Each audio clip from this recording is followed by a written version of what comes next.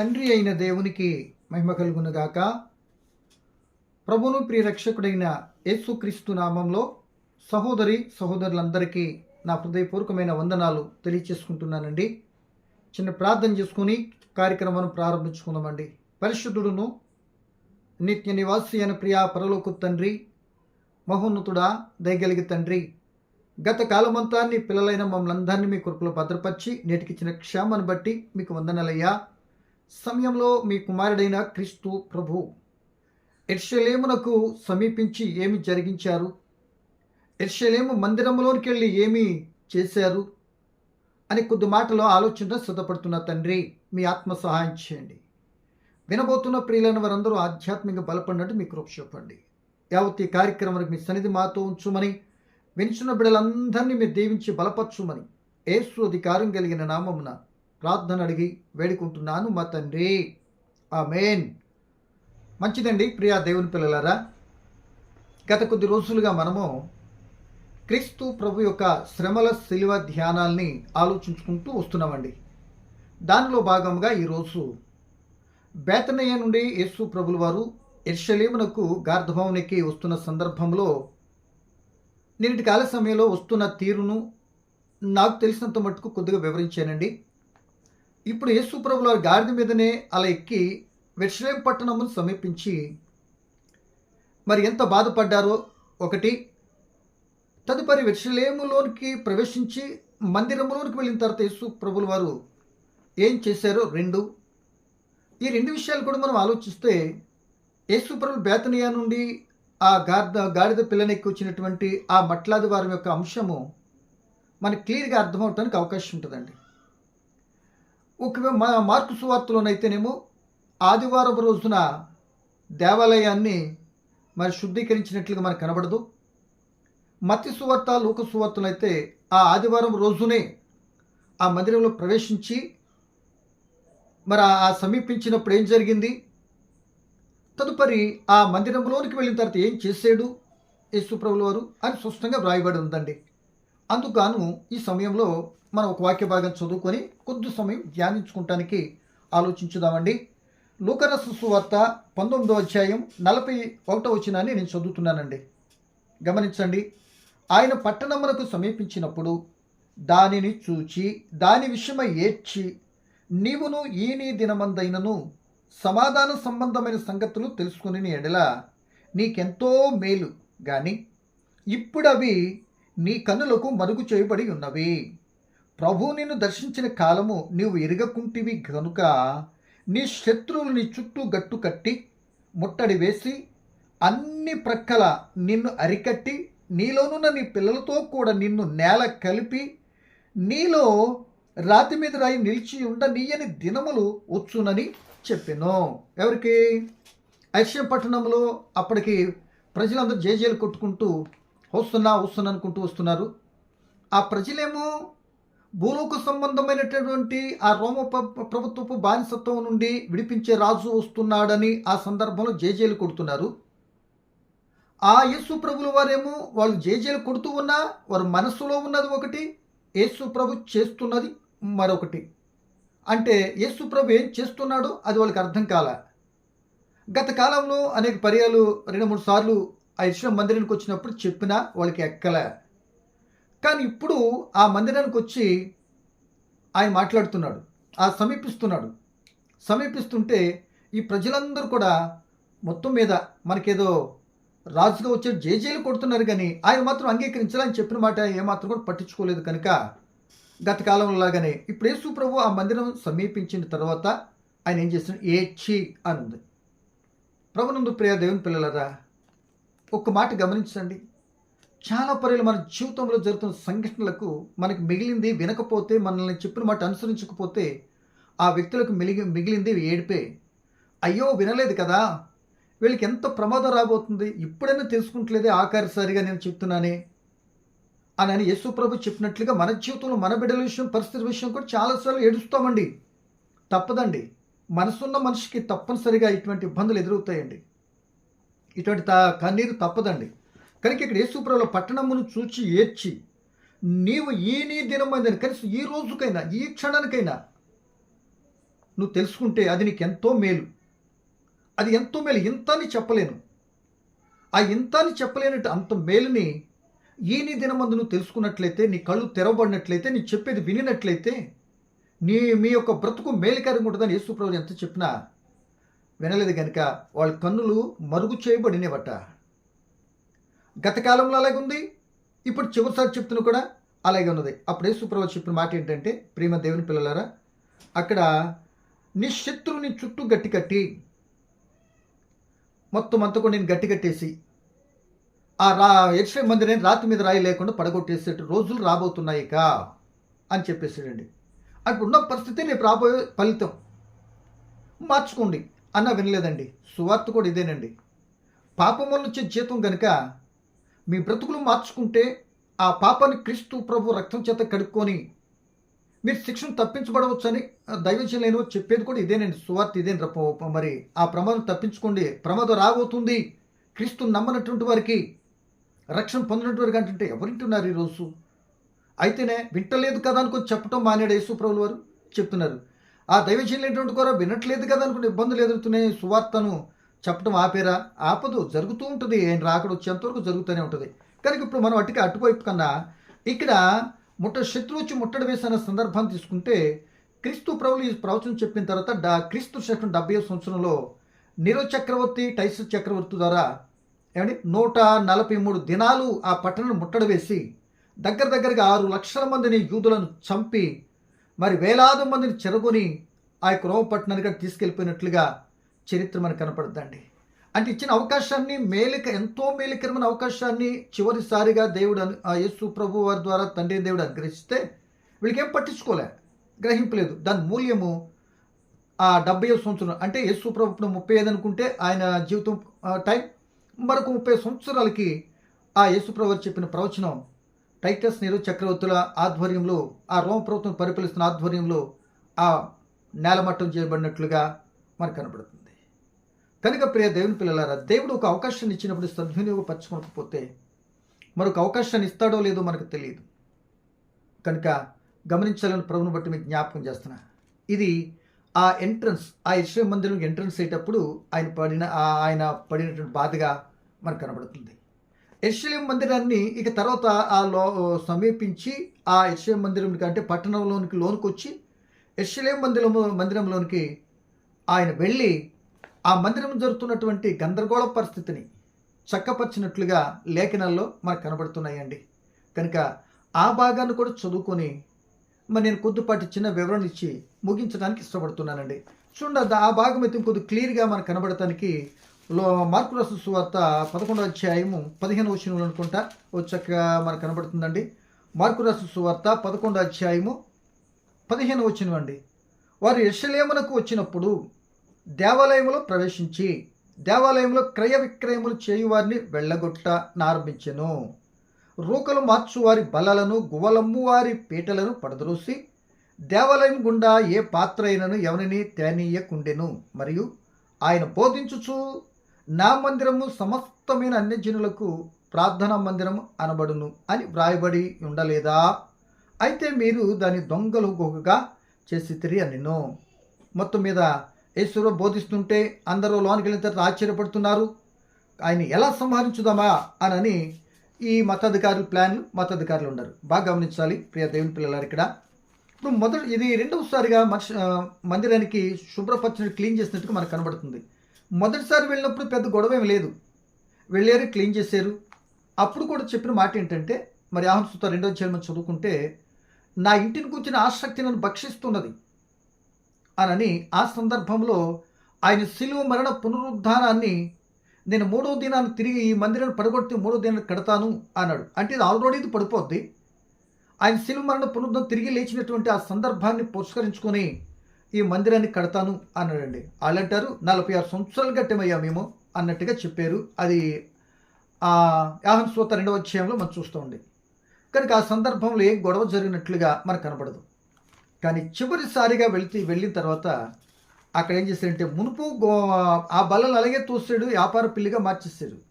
దేవుని వాక్యం సెలవిస్తుంది, ఈ మందిరము మీరు వ్యాపారం చేసుకుంటాను కాదు, మీరు ప్రధాన యాజకులు కదా, మీరు మతాధికారులు కదా, మతాన్ని ప్రబోధించడానికి ఏర్పాటు చేసిన స్థలం అది. అనేక మంది ప్రజలు వచ్చి బ్రతుకులు మార్చుకొని ఆ దేవుని మాటలు విని వాళ్ళు బలపరచబడే ప్లేసు, ఆ సందర్భాన్ని మీరు పురస్కరించుకుని వాళ్ళకి బోధించాలి. బోధించేటటువంటి మీరుండి బోధించు ప్రజలు కూర్చునే స్థలంలో ఇప్పుడు ఏం చేశారు మీరు? దాన్ని, ఆ మందిరాన్ని దొంగల గుహగా, రూకలమ్ము వారుగా, వ్యాపారపు విల్లుగా మీరు మార్చేశారు అంటున్నాడు యేసుప్రభుల వారు. చూడండి, యేసుప్రభులు ప్రతి ఒక్క వ్యక్తి జీవితంలో ఉన్నది ఉన్నట్లుగా వాళ్ళ జీవితం జరుగుతున్న స్టోరీ ప్రస్ఫుటంగా ముందు పెడతాడండి. వాళ్ళ జీవితంలో అంతవరకు జరుగుతున్నది వాళ్ళు అది మంచిని అనుకుంటారు. వారు గ్రహించక మంచిని అనుకుని మాట్లాడితే మీలో ఈ పొరపాటు ఉంది అని స్పష్టంగా యేసుప్రభు చెప్తాడండి. ఓపెన్గా చెప్పేస్తాడండి. ఉన్నది ఉన్నట్లు చెప్తాడండి. నువ్వు ఇలా చేస్తే దీని పరిష్కారం లేకపోతే లేదని కూడా వివరణ కూడా ఇస్తాడండి. ఇప్పుడు సమర స్త్రీ దగ్గరికి వచ్చాడు.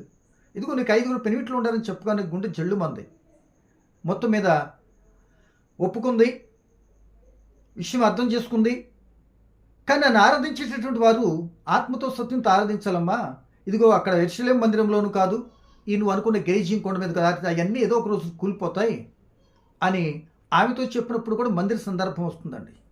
అంటే ఉన్నది ఉన్నట్లుగా చెప్తాడు యేసుప్రభుల వారు. కనుక ఈ సమయంలో ప్రియ దేవుని పిల్లలారా, ఆలోచించవలసిన మాట ఏంటంటే, దేవుని మందిరము దొంగల గుహ అయిపోయింది, వ్యాపారపు విల్లు అయిపోయింది. ఎవరు చేశారు? దానికి ఎవరు బాధ్యులు? ఏమండి, ఇప్పుడు మందిర కాపర్లా, లేకపోతే వ్యాపారం చేసుకుని లోన్కి వచ్చేస్తే చూస్తున్నారా, పట్టించుకోలేదా అని అంటే, మందిరం నడిపిస్తున్నటువంటి బోధకులే దానికి కారణం. ఎలాగంటే, ఇప్పుడు వ్యాపారం చేసుకుంటే కాదు వచ్చిన వాళ్ళకి అవకాశం మీరే ఇచ్చారు కదా. ఇప్పుడు వ్యాపారం చేసుకుంటున్నారు, మందిరంలోకి వచ్చేసిన పరిస్థితులన్నీ, అంటే లోకమంతా కూడా లోనికి వచ్చేసింది. దేవుడు బయటికి వెళ్ళిపోయినట్టుగా కనబడుతుంది. అక్కడ యేసుప్రభు సిచ్యువేషన్ చూస్తూ ఉన్నది ఉన్నట్లుగా చెప్తున్నాడు. అంటే ఈనాటి యేసుప్రభు వచ్చిన కాలంలోనైతే ప్రియమైన వల్లరా, వీళ్ళేమో మందిరాన్ని దొంగల గుహగా, వ్యాపార పిల్లిగా మార్చేశారు. బాగా గమనించాలి. వీళ్ళు పితరులైనటువంటి వాళ్ళు పెద్దలు ఏం చేశారు తెలుసా? ఆనాటి ఐగుప్తు దేశం నుండి కానానుకి ప్రయాణ సందర్భంలో వాళ్ళు దేవుణ్ణే మార్చేశారు. నిర్గమకాండం 32వ అధ్యాయంలో దేవుని మార్చేశారు. ఆయన మోషే ద్వారా విడిపించుకొచ్చి నడిపిస్తుంటే, వాళ్ళకి అన్ని సందర్భాల్లో అన్నీ ఇస్తుంటే, ఒక్కసారిగా మోషే కొండ మీదకి వెళ్ళేటప్పటికి 40 దినాల్లో వీళ్ళ బ్రతుకులు ఏమైపోయినాయి తెలుసా? దూడ దేవుడైపోయాడు వాళ్ళకి. ఏమండి, దూడ దేవుడైపోయాడు. అంటే అక్కడ ఆ మోషే ద్వారా వాళ్ళ ఐగుప్తీయులు దోచుకుంటానికి తెచ్చుకున్న బంగారం వీళ్ళ ప్రాణానికి ఉరుతాడైనట్లుగా, దేవుని మార్చేసుకోవటానికే ఆ బంగారం వాళ్ళకి సాధనమైనట్లుగా కనబడుతుంది. కనుక వాళ్ళు పోత పోసేటప్పటికి నందిలాగా దూడ అయిందట. దూడ దూడ నువ్వే దేవుడివి అంటే నడిపించిన దేవుడు లేదు, మోషే కనబడట్లేదు, ఇక దూడ దేవుడు. దూడ ఏం చేస్తుంది? వాళ్ళు ఎత్తుకెళ్తే వెళ్తుంది, కూర్చోమంటే అది అక్కడ కూర్చుంటుంది. చూస్తావా ఎటు నుండి ఎటు వెళ్ళిపోయింది అక్కడ వాళ్ళ మనస్తత్వం. అట్టి మనస్తత్వంతో ఉన్నటువంటి ప్రజలు యేసుప్రభు వచ్చేటప్పటికి హృదయాలు చాలా దూరం, దేవునికి దూరం అయిపోయినట్టు కనబడుతుంది. కాకపోతే వీళ్ళు హృదయాలు క్రొవ్వినట్లు కనబడుతుంది. కాకపోతే ఇంకో మాట కంటే వీళ్ళు వింటున్నారు కానీ మరి ఏం చేస్తున్నారు? వింటున్నారు, చూచుటకు చూస్తున్నారు కానీ గ్రహించలేదు. హృదయం దూరం అయిపోయింది. మరొక మాటకి ఇశ్రాయేలు గురించి చెప్పినప్పుడు యేసుప్రభులు వారు హృదయంలో ఉన్నటువంటి వాక్యాన్ని దుష్టులు ఎత్తుకెళ్ళి వెళ్ళిపోతున్నాడు. ఇంకెక్కడ ఆయన చెప్పే మాట వీళ్ళకి ఎక్కడ అర్థమవుద్ది? కనుక ఈయన మాకన్నిటికీ అడ్డు తగులుతున్నాడు. మా మత వ్యవహారాలకి, ధర్మశాస్త్రానికి, మేము చేసే కార్యక్రమాలకి అడ్డు తగులుతున్నాడు, ఎలాగైనా తీసేయాలి అనుకొని ఆ దుష్టుడు వాళ్ళు ప్రేరేపిస్తూ ఆ యేసుప్రభు ఎంతో పగబట్టి చంపే పరిస్థితి ఉందని తెలుసుండి కూడా పట్టణంలో కొత్తమే ప్రమాదము అంటే యేసుప్రభు ఏకంగా ఎవరు అనుమతి తీసుకొని డైరెక్ట్గా మందిరంలోకి వచ్చేసాడు. ఎంత డేరండి! మరణాన్ని ఎత్తుకుంటూ వచ్చేసాడు. అక్కడ ఏం జరగబోతుందో తెలుసు. పిల్లరా, అక్కడేమో ఇశ్రాయేలు అలా చేసుకుంటూ వస్తే యేసుప్రభు వీళ్ళు హృదయాలన్నీ కూడా దూరం అయిపోయిన సంగతి తెలుసుండి కూడా పట్టణ సమయం ఏడ్చి లోనికి వచ్చి అది దొంగల గుహగా మీరు చేశారు అన్నారండి. ఎలా చేసాము ఏంటి అని సర్దుకుంటానికి అన్న అయ్యారా? లేదు. ఇప్పుడు వ్యాపార ఇల్లుగా ఎందుకయింది? అది దొంగల గుహగా ఎందుకు మార్చబడింది అని అంటే యెషయా గ్రంథం 56:7లో ఏం చెప్తుందంటే, మరి యెషయా గారు ఆ ఇశ్రాయేలుతో చెప్పిన మాట, నా మందిరము సమస్త అన్ని జనులకు ప్రార్థనా మందిరము. ఎక్కడది? సమస్త అన్ని జనులు అందరూ రావాలి. అంటే దీన్ని బట్టి పక్షపాతం లేదు దేవునికి. ఎవరైనా రావచ్చు, ఎవరైనా వినొచ్చు, వాళ్ళ బ్రతుకులు మార్చుకునవచ్చు, అందరికీ ఉపయోగపడుతుంది ఆ క్రీస్తు ప్రభు శిల్వ రక్తం అనే సంగతిని కొద్దిగా మనం ఆలోచించవచ్చు. అంటే సమస్త అన్ని జనం మందిరపు ఇది ప్రార్థనా స్థలం ఇది. కానీ వీళ్ళు ఏం చేశారు తెలుసా? మతాధికారులు అప్పటికి అన్యజనులు ఉండే ప్రాంగణం అంతా కూడా వ్యాపార పిల్లిగా మార్చేశారు, వ్యాపార కేంద్రంగా చేశారు. ఇప్పుడు అన్యజనులకి స్థానం ఏది? అన్యజనుల మందిరంకి వచ్చే అవకాశం ఏది? వ్యాపారాలు చేసుకుంటున్నారు, వాళ్ళకి స్థలం లేదు. అందుకో కొంత కోపడినట్లు కూడా మనం గ్రహించవచ్చండి. ఏమండి? ఒకటే. సో వాళ్ళ పరిస్థితి మార్చబడిపోయింది. మాటలతో చెప్పే అంతవరకు చెప్పుకుంటూ వచ్చిన ఎన్నిసార్లు చెప్పినా వినే రకంగా కనబడలే, గ్రహించలే. చెప్పాను కదా ముందుగానే, హృదయం దూరం అయిపోయింది, క్రోబింది. ఇక ఇప్పుడు డైరెక్ట్ యాక్షన్లో దిగిపోయాడు ఆయన. తను చేయవలసిన పని చేసి అప్పటికైనా గ్రహిస్తారేమో చూసి ఆ యొక్క గుబలమ్మ వారిని, ఆ పావురాల్ని వదిలేసి మొత్తం అన్నీ కూడా పడదోసి కోపోద్రేకుడైనట్లుగా కనబడుతుంది. మరి ఇటు మనం గమనించాలి. ఆయన అంత శాంతమూర్తి, ప్రశాంతతో అంతగా ఉన్నటువంటి ఆయన ఎందుకు కోపడ్డాడండి? కోపము పాపము కదండి అని అంటారు. సాయంకాలం వరకు ఉండకూడదు కదండి అనే విషయం కూడా మనకు తెలుసు. కానీ ప్రేమ దేవుని పిల్లలారా, దేవుడు కొనేక సందర్భంలో కోపడిన సందర్భాలు చాలా ఉంటాయి. అన్నీ వివరించలేను, కానీ టైం లేదు కనుక. మంచికి కోపడు, ఒక వ్యక్తిని సరి చేయటానికి, దిద్దటానికి కోపపడు కానీ పాపం చేద్దాం అడిగా. మరి కోపపడు పాపం చేద్దాం ఎపిఎస్సిలో. కానీ ఈ కోపము మనిషి బ్రతుకును మార్చటానికి, కానీ వాళ్ళ యొక్క స్థితిగతులను నొప్పించటానికో, లేకపోతే నేను కాబట్టి కోపపడేదో చేస్తున్నానని ఆయన కోపాన్ని ప్రదర్శించడానికి మాత్రం కాదు అనే సంగతిని మనం గమనించుకోవాలి. అంటే మంచిని చేయటానికి, చెడులను మంచికి నడిపించడానికి కోపడినప్పుడు గద్దించు కుమారుడు తప్పుదిద్దుకొని తిరిగి రావడానికి అవకాశం ఉంటుంది. ఆ గద్దింపును కూడా తిరస్కరిస్తే, ఎందు నిమిత్తం గద్దించేవో అది నీ గ్రహింపు లేదు కనుక, నువ్వు గద్దించినటువంటి స్థితిలో సరి చేసుకుంటూ ఏదైతే నువ్వు చేస్తున్నావో అది నీ నెత్తి మీదకి వచ్చి నేనేం చేద్దాం, చంపడానికి అవకాశం ఉంటుంది. అదే జరిగింది యెరూషలేములో ఉన్నటువంటి ప్రజలైన ఇశ్రాయేలు ప్రజలకు. ఆయన మాట వినలేదు కదా. కనుక ఈ సమయంలో ప్రియ దేవుని పిల్లలారా, ఆ గుబలమ్మ వారిని అందరిని కూడా ఏం చేశారైనా పడదోసేసి తీసుకొని వెళ్ళిపోండి అని అన్నారు. అంటే వ్యాపార పిల్లి ఎందుకు మారింది అని అంటే, ఆ పస్కా పండుగ ఆయా ప్రదేశం నుండి అందరూ ప్రజలు వస్తారండి. అక్కడి నుండి వచ్చేటప్పుడు ఏం చేస్తారంటే, మరి ఇక్కడ ఇశ్రాయేల్ అందరూ ఆయన ఏం చేయాలంటే, ఆ దేవాలయపు పన్ను కట్టాలి, వీళ్ళు షెకేల్గా కట్టాలి. ఆయా ప్రదేశాల్లో ఉన్నటువంటి నాణ్యాలు, రూపీసు అవన్నీ కూడా ఇక్కడ చెల్లవు కనుక రూకులు మార్చుకుని అక్కడ ఉన్నటువంటి కొట్టు పెట్టేశారు. వీళ్ళు డబ్బులు ఇస్తే షెకేల్ ఇస్తారు వీళ్ళకి. ఈ షెకేల్ తీసుకుని వెళ్ళి దేవుని మందిరంలో ఏం చేయాలి, సమర్పించుకోవాలి. అంటే పన్ను కట్టాలి. ఒకటి.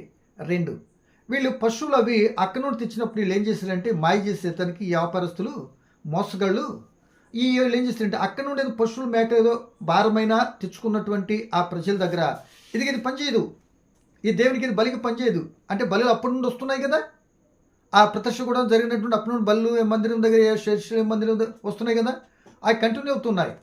కానీ వాళ్ళు ఏం చేశారంటే, దీన్ని చివరికి వచ్చేటప్పుడు, యేసుప్రభు వచ్చేటప్పటికి ఈ పని చేయవు అని వీరు ఈ పశువుల్ని, గొర్రెలు, మేకలు, ఎద్దులను ఒక బ్యాచ్ని కొన్నిటిని ఏర్పాటు చేశాడు. ఇది వాళ్ళు ఒకరు తీసుకొచ్చిన దాన్ని వీళ్ళు కొనుక్కొని రూపాయికి కొనుక్కొని అటు తిరిగి ఈ పశువుని మరొక దానికి తీసుకొచ్చేసి మళ్ళీ మందులో కలిపేసి అది మరొకరికి రూపాయికి కొన్నది 10 రూపాయలకి అమ్ముతూ వాళ్ళ దగ్గర పశువులు అమ్మి, కొనబోతేనేమో కొరివి అమ్మబోతే అడవేది అంటారు కదా సామెత అండి, అన్నట్టుగా అంత భయంకరంగా ఆనాటి ప్రజలను మత నాయకులు అక్కడ వ్యాపార పిల్లిగా మార్చినటువంటి పరిస్థితుల్లో మోసం చేస్తున్నారు. ఏమండి, ఈ చలవి పశువులు మంచివి కాదని వాళ్ళు ఇచ్చిన పశువులు ఎలాంటిదని తీసుకెళ్ళి అక్కడ వీళ్ళు ఇచ్చిన పశువు కనుక అక్కడ బలర్పించని అర్పించేస్తాడు. ఎలాగైనా చేసేయచ్చు. ఎందుకు చేసేయచ్చు అంటే, దేవుడు అక్కడ లేడు కదా. వాళ్ళ చేష్టలకి దేవుడు ఎప్పుడూ ప్రక్కకు వచ్చి ఉంటాడు. ఈ ఇర్మియా గ్రంథంలో మీరు చూసుకున్నట్లయితే అక్కడ అంటాడు 7వ అధ్యాయంలో, దేవుడు తన మందిరాన్ని విడిచిపెట్టి వెళ్ళిపోయాడట. కానీ ఇప్పుడు మనకు కావాల్సిన మాట ఆలోచించండి.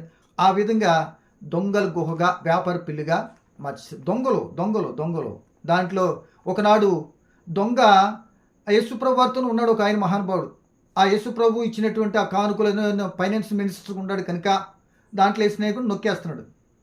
ప్రియులరా, ఈ రోజున నొక్కుడు ఎక్కువైపోయి అనేక సంఘాల్లో, పెద్ద సంఘాల్లో ఈ నొక్కుల కారణంగానే తణుకు చూస్తున్నారు. ఈరోజు ఎవరికి మరి ఏం చేస్తారంటే నిజాయితీలు కనబడట్లేదు కనుక. ప్రేమ దేవుని పిల్లలరా, అక్కడ దేవుని పని కూడా కనబడట్లేదు. అనేక సంఘాల్లో వాళ్ళు మాట్లాడుకోవటం, ఆ సంఘ విధానంలో ఉన్నటువంటి పాస్టర్ గారు కూడా వాళ్ళ విధానం వింటే, ఆ పెద్దలుగా స్థానికుల మాట వింటే పనికొస్తాడు, లేకపోతే ఫినిష్. పాస్టర్ నిర్ణయించే స్టేజ్కి వెళ్ళారంటే ఏ రేంజ్లోకి ఎదిగిపోయారు అంటారు వాళ్ళు. ఏమంటే న్యాయమా ఇది? ఏం గ్రహింపు ఉండట్లేదు. వ్యాపారం నాకు వచ్చిందా, వాటాలు వేసుకున్నాం లేదా. గొప్ప పెద్ద సంఘాలు జరిగే ఇలాగే ఉంటాయండి. అది కరెక్ట్ కాదు కదా, అక్కడ దేవుడు ఎందుకుంటాడు కొనుక్కున్నట్లో అని నేను చెప్తున్నా. కనుక ఇక్కడ కూడా అదే వ్యాపార ఇల్లుగా మార్చేది. ఇవన్నీ ఎవరి ఆధ్వర్యంలో ఎవరివి యొక్క జరిగించేది అని అంటే మరి మాజీ ప్రధాన యాజకుడు ఉన్నట్టు అన్న ఆధ్వర్యం, అన్న క్యాంటీన్లు, అన్నాయే అన్ని. ప్రధాన యాజకుడు చేయవలసింది చేయక, చేయకూడదు చేయిస్తూ, ప్రజలను తప్పుదారు పట్టిస్తూ, ఆ ప్రజలకు అన్యాయము, మోసము, దగాతో దోసుకుంటున్నట్లుగా అక్కడ మనకు కనబడుతుంది. కనుక ప్రియమైన దేవుని పిల్లలరా, ఇట్టి స్థితిలోనికి యేసుప్రభు వచ్చి చెప్తున్న మాట ఏంటి తెలుసా? నా ఇంటిని గురించిన ఆసక్తి నాకు భక్షిస్తుంది. ఇదిగో ఈ సమస్త జనజనులకి ప్రార్థనా మందిరం, ఏంటి మీరు ఇలా చేశారు అని చెప్తే వినే రకమా? వినే రకమైతే గతను 3.5 సంవత్సరాలు దగ్గరగా చెప్పుకుంటూ వస్తే ఏమి విన్నారు? అన్నీ ఫైండ్ అవుట్ చేయటమే కదా. ఆయన ఏది చేసినా సరే, కుటుంబీకులైతేనేమో మతి చెల్లించింది అన్నారు, ఇక్కడ వద్దు అని అంటారు కుటుంబీకులు. ఇక అధికారులు అయితే ఏమన్నాడు, దెయ్యం పట్టునుడివి, దెయ్యాలు ఎలగొట్టు దెయ్యం పట్టునుడట. ఏంటి, ఏదన్నా ఆశ్చర్యకర పాపాలు క్షమించబడితే నీకు అసలు దేవుడు నువ్వు ఎలా ఎలగొట్టే, నీకు అధికారం ఎక్కడిది అని ఎలాంటి కదా ప్రశ్నిస్తూ అని అణువణువున మరి బాధించినట్లుగా మనకు కనబడుతుంది. కనుక ఈ సమయంలో ప్రియ దేవుని పిల్లలు ముగించినట్టు ఇష్టపడుతున్న అన్నా క్యాంటీన్లు ఇవన్నీ అలా చేసి ఏం చేస్తాడు తెలుసా? అక్కడికి వచ్చిన వాళ్ళందరినీ బోధిస్తుంటే వీళ్ళు నిశ్చేష్టులైపోయి ఏం చేయలేక, అంటే వాళ్ళు అనుమతి తీసుకోకపోయినా ఈయన డైరెక్ట్గా మందిరంలోకి వెళ్ళిపోయాడు. మందిరంలోకి వెళ్ళిపోయి ప్రజలందరినీ ఎంతోమంది స్వస్థపరిచాడు. ఎంతోమందిని అక్కడ వాక్యం బోధిస్తే అనేక మంది చివరిసారికి విశ్వాసం ఉంచారు ఆయన పైన. కానీ ఈ మతాధికారులు ఉన్నటువంటి వారు మాత్రము ఆ విశ్వాసులుగా జేజేలు కొట్టుకుంటూ వచ్చిన వాళ్ళందరినీ కూడా కొద్ది రోజులు ముందుకెళ్ళేటి వాళ్ళందరినీ తన వైపు తిప్పేసుకుని, రాజకీయం అంటే ఇదేనండి, తన వైపు తిప్పేసుకుని ఎవరైతే జేజేలు కొట్టించుకుంటూ నడిపించుకుంటూ వచ్చారో అదే వారిని రివర్స్ చేసి యేసు ప్రభువుని తిరుగుబాటు చేసేటి వారుగా సిద్ధపరిచేసుకున్నారు. కనుక ప్రియ దేవుని పిల్లలరా, ఇక్కడ 2 విషయాలు మనం ఆలోచించి సమీపించి ఏడ్చాడు. ఏడ్చిన సందర్భాలు మీకు చెప్పలేదనుకుంటా. అక్కడ ఏడ్చిన సందర్భాల్లో లాజరు తిరిగి లేచినప్పుడు వాళ్ళ అవిశ్వాసం చూసి ఏడ్చాడు. ఏమండి, యోహాను 11వ అధ్యాయము. తర్వాత హెబ్రీ పత్రిక 5:7లో పౌలు గారు చెప్తారు, కన్నీటితోనూ రోదంతోనూ తను మరణం నుండి అప్పగించగల దేవునికి ప్రార్థనలు యాచన చేసి చేసినందుకు ఆయన విధేయతను నేర్చుకుని ఆయన అంగీకరింపబడ్డాడంటగా అక్కడ చెప్తాడు. కానీ 3 పర్యాలు యేసుప్రభు వారు ఏడ్చినట్టుగా కనపడుతుంది. సో ఇంకా ఆ విషయాలు వెనకది ముందైనట్లుంది, ఆయన కొద్దిగా అడ్జస్ట్ అవుతారు అనుకుంటున్నాను. ఈ చివరిగా యేసుప్రభులు దొంగలు చేసి అన్నీ కూడా క్లీన్ చేసేసి అన్నీ తీసేసి మళ్ళీ యథాస్థానానికి అయితే తెచ్చాడు. అక్కడే కొన్ని దినాలు వాక్యాన్ని బోధించాడు. చెప్పాల్సిన చివరి దశలో ఎన్నో విషయాలు చెప్పుకుంటూ వచ్చాడు. ఆ దేవాలయంలో నుండి దేవాలయ దొంగలుగా ఉన్నటువంటి దాన్ని దేవుని యొక్క విధానంలోనికి మలచి, ఇదిగో ఇలా చేయాలని ప్రాక్టికల్గా ఆ యొక్క మందమత్తులైనటువంటి ఆ హృదయం కృపినటువంటి వారికి, దేవునికి దూరం అయిపోయినట్టు ఆ ప్రజలకు, ఆ వ్యక్తులకు ఎంతగా కొన్ని దినాలు లాస్ట్లో బోధించిన వాళ్ళ బ్రతుకులో మాత్రము మార్పు మాత్రం రాలేదండి. ప్రియమైన దేవుని పిల్లలారా, ఒకసారి ఆలోచించండి.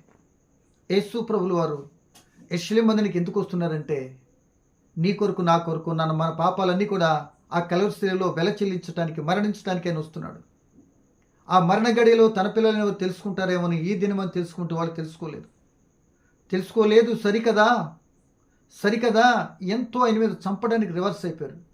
చంపుతారని తెలిసిన యేసు ధైర్యంగా వాళ్ళ మధ్యలోనికి వెళ్ళి, చంపుతారనుకున్న వాళ్ళ మధ్యలోనికి వెళ్ళి ఆయన బోధించాడు. వాటే డేర్ అండి, ఎంత ధైర్యం అండి! ఏమండి, ఎంత ధైర్యం అండి! ఎందుకంటే యేసుకు ఒకటి తెలుసు, నా సమయము ఆసన్నమైంది, ఇక నా గడియ రాబోతుంది. ఆ గడి వచ్చినప్పుడు ఏం చేస్తారండి? తప్పనిసరిగా ఆయన పట్టబడతాడు. ఆయన టైం రావాలి కదా. కనుక ఆ టైం వరకు తన పనిని కొనసాగించడం మనకు కనబడుతుంది.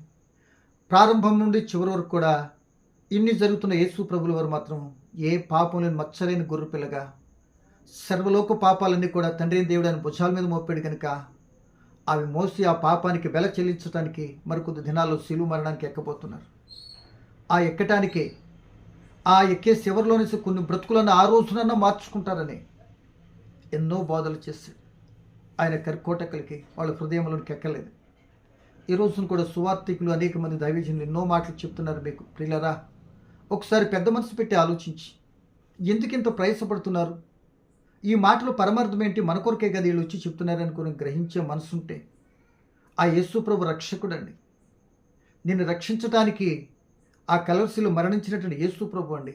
ఆయన నమ్ముకొని మన పాపాలను క్షమించు ప్రభా అని మారు మనసు పొంది బాప్తిసం పొందితే పాపానికి రావాల్సిన శిక్ష ఆయన తీసుకొని ఆయన జీవాన్ని మనకిచ్చి మీకిచ్చి శిక్షను తప్పిస్తాడండి. పిల్లరా, వీళ్ళకి ఆ మేలుకరమైన పరిస్థితిని పోగొట్టుకున్నారు. ఈరోజు మనకు దక్కింది కనుక ఆ క్రీస్తు నమ్మి ఆయన చిత్తాన్ని సాగిపోయే కృప మరి వింటున్న మీకు, రక్షణ పొందుకున్న మాకు కూడా ఆయన చిత్తానుసారంగా మనకు ఒక్కొక్క అవకాశం ఇస్తున్నప్పుడు దాన్ని సద్వినియోగపరచుకోకపోతే మరొక అవకాశము లేకుండా పోతుందేమో, మనం ఉన్న స్థితి బ్యాడ్ అయితే భయంకర శిక్ష మన మీదకి వస్తుందేమో అని ఈ మాటల ద్వారా కూడా ఇశ్రాయేలును బట్టి మేల్కొనమని హెచ్చరించినట్లుగా ఉంది కనుక ఈ పరిస్థితిని బట్టి మనం కూడా ఆలోచించుకుని ఆయనకి ఇష్టకరమైన జీవితం జీవిస్తూ ఆయన చూపిన మార్గాలు మనం నడిచేటటువంటి కృపాభాగ్యాన్ని దేవుడు మనకి ఇవ్వాలని కోరుకుంటూ మరి నేను మాటలైతే ముగించడానికి ఇష్టపడుతున్నానండి.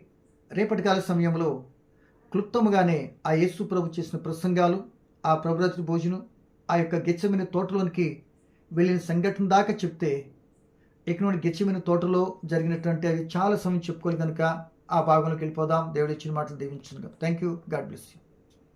పరిశుద్ధుడైన పరమ తండ్రి, విత్తబడిన వాక్యము మా అందరితో ఫలింపచేయని విని బిడ్డలందరూ దీవించి మీ చిత్తమైతే రేపటికి మమ్మల్ని సిద్ధపరచుమని యేసు నామమున అడుగుచున్నాను తండ్రి. ఆమేన్. వందనాలండి.